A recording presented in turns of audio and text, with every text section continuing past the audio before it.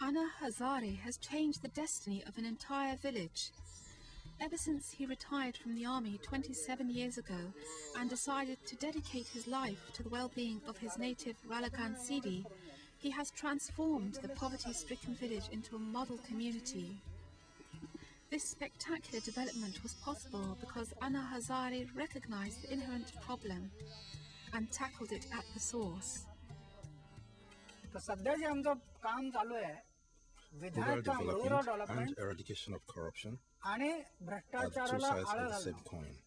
The society and the nation will have a bright future only when these two go hand in hand.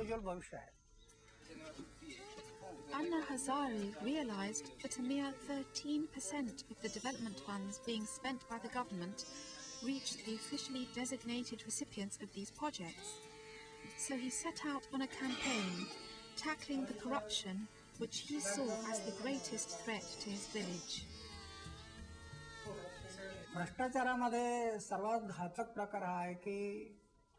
When public money in government treasuries is looted because of corruption, this affects development. The gap between the rich and the poor widens, and this is very harmful to society.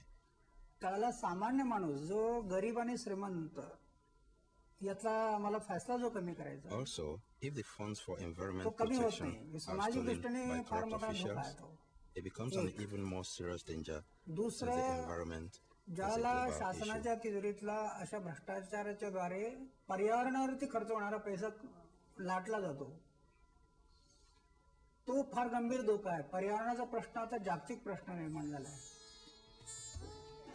Ana Hazare started filing and exposing hundreds of cases where corruption was blatant, like in the forestry sector, and pressed the government to take action. He resorted to drastic measures, like starting a hunger strike in order to compel state officials to react. When several thousand people assembled in support around the temple where he fasted, his outcry against corruption was finally heard. Social forestry and watershed management, soil and water conservation are two of the departments where our crusade has been most effective.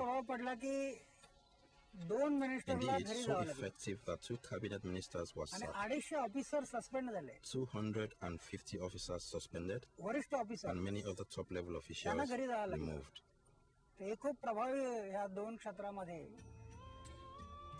Ana Hazare, who lives as an ascetic in a room adjacent to the temple which he built from his own savings, has become a legend in his own lifetime. When he was unjustly sentenced to 3 months in jail, the protests in front of the prison were so massive that the government had to release him unconditionally. But Ana Hazare is not satisfied with his achievements. Even though his own village has blossomed ever since he checked corruption there, in neighbouring areas, the scourge of corruption remains. That's why we are going on a statewide campaign for a month to raise awareness in the villages about the loss of right to information and empowerment of the village committee. We alert people of the existence of these laws, and our movement encourages villages to implement them so their effect increases throughout the state. Concrete tools to fight corruption, like these new laws, take power from corrupt officials and place it back into the hands of the villagers themselves. Ana Hazare continues to fight for new laws and legislation, using his willpower and integrity to break down barriers.